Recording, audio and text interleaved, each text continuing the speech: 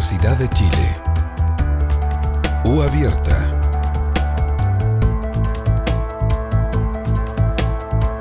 Interculturalidad, migración y racismos.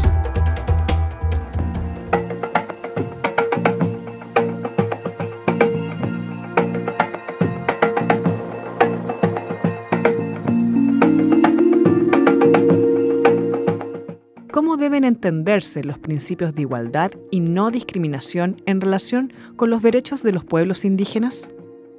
La construcción de los derechos humanos se hizo sobre una base de derechos individuales, derechos subjetivos individuales. Y la demanda de los pueblos indígenas tiene una construcción sobre la base de derechos colectivos. Y eso ha obligado al movimiento de derechos humanos a tener que ir adecuando ciertos conceptos y ciertas prácticas. Y precisamente en este siglo, en este milenio del 2000 en adelante, ha cobrado un rol central el tema del principio de igualdad y no discriminación. Es decir, la pregunta ha sido cómo los pueblos indígenas pueden gozar y ejercer de sus derechos, incluyendo los derechos colectivos, desde una perspectiva de derechos humanos. Y ahí la idea de igualdad y no discriminación ha sido fundamental, porque el principio de igualdad lo que nos obliga a hacer es aquellos que tienen unas particularidades que los diferencian, hay que hacerse cargo de esas particularidades para que ellos puedan gozar y ejercer derechos en condiciones de igualdad. Si no, vamos a estar discriminándolos. Miremos estos como derechos que tienen que hacerse cargo de dos elementos: el contexto de exclusión y marginación en la que históricamente se han desarrollado los pueblos indígenas y tribales en la región, y además su identidad cultural, esto es, sus valores, usos, costumbres, formas de organización. Y la lectura de derechos, para que sea en condiciones de igualdad y sin discriminación, se hace hoy en día considerando esos dos elementos. Si uno ve, por lo tanto, estos principios de igualdad y no discriminación son hoy determinantes para el acercamiento a la temática indígena desde los derechos humanos. ¿Qué deberes tienen los estados del Sistema Interamericano de Derechos Humanos respecto de los pueblos indígenas?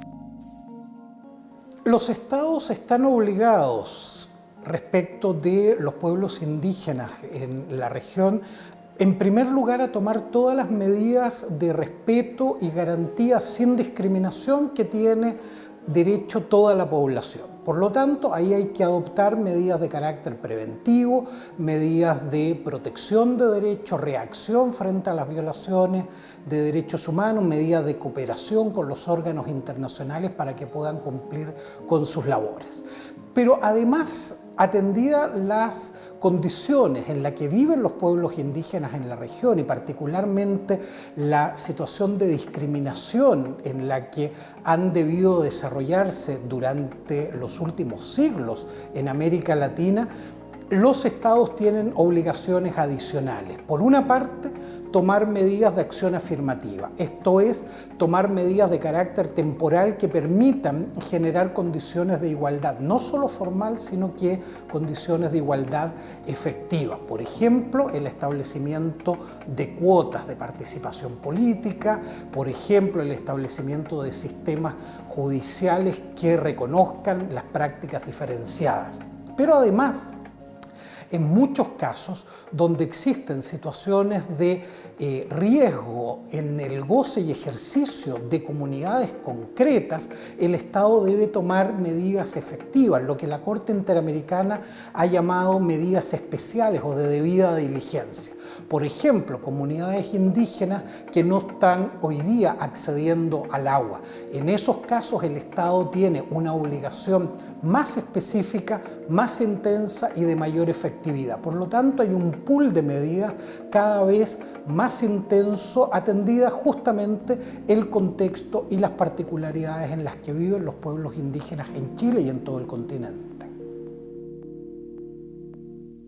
En la sentencia del caso Norín Catrimán y otros contra Chile, el Estado chileno fue condenado por su arbitrariedad. ¿qué aspectos destacaría de este fallo? El caso Norín Catrimán y otros con Chile tiene una particularidad no solo para nuestro país, sino que para todo el sistema de derechos humanos en materia indígena. Y es que por primera vez la Corte determinó que el Estado no podía hacer diferencias en base a la idea de la etnia. Tanto, ahí hay un avance a destacar. Ahora, respecto de Chile, yo destacaría dos cosas fundamentalmente. Uno, que la Corte se hace cargo del contexto en el que vive el pueblo mapuche en nuestro país y hace un llamado de atención a Chile de que se están tomando medidas a nivel gubernamental, incluido al nivel judicial, basados en estereotipos. Esto es, ciertas preconcepciones de cómo los indígenas en Chile, particularmente el pueblo mapuche, se comporta. Pero además señala que privar de sus derechos políticos a autoridades ancestrales afecta no solo los derechos políticos de estas autoridades, sino que también de toda la comunidad. Lo mismo en materia de libertad de expresión. Y por último, algo que es fundamental en el caso que la Corte llama seriamente la atención a Chile respecto de la ley antiterrorista, señalando que ésta no cumple con los estándares mínimos para ser aplicados en una sociedad democrática.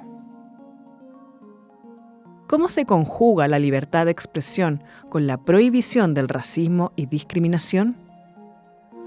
Uno de los desafíos que tiene toda sociedad democrática, que además está caracterizada por la complejidad de su composición, donde hay distintos grupos, donde hay distintas miradas, distintas nacionalidades, es cómo convivir de una manera armónica, coherente y respetuosa de los derechos de todos. Y eso en algunos casos implica establecer algunos límites al pleno goce y ejercicio de derechos. Y en ese sentido, desde la Declaración Universal de Derechos Humanos, ya hace casi 70 años, se ha ido estableciendo claramente la idea de que la libertad de expresión tiene un límite en materias de discriminación, xenofobia, racismo y otras prácticas de ese tipo.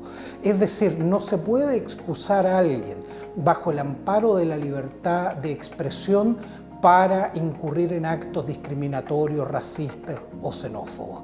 Y en ese sentido, el Estado legítimamente puede y debe establecer ciertos límites. Obviamente que deben ser límites establecidos por la ley, deben ser límites que tengan este objetivo legítimo y no otro, como acallar el diálogo democrático, por ejemplo, y además debe disponer medidas proporcionales, es decir, para proteger derechos humanos no pueden violarse los derechos humanos.